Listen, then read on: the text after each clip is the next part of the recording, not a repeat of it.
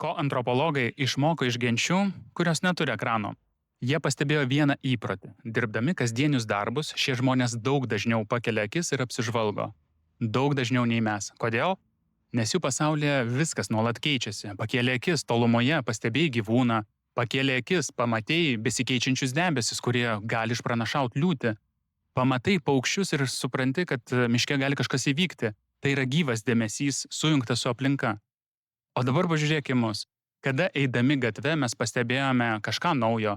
Ar pamenam bent vieną žmogaus kontūrą, kuris šiandien praėjo pro mus? Kokios formos buvo dangus prieš valandą? Mes nebepakeliam akių. Mūsų dėmesys įstrigo ekranuose. Juk net žiūrėdami į dangų mes galime matyti ne tik debesų formą.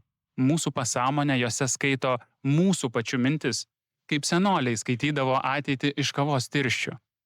Mes šimtus kartų per dieną žiūrime į ekraną ir mūsų gebėjimas matyti realybę po truputį dingsta. Ir kas lieka iš to gyvenimo, jei jį praleidžiame autopilotu?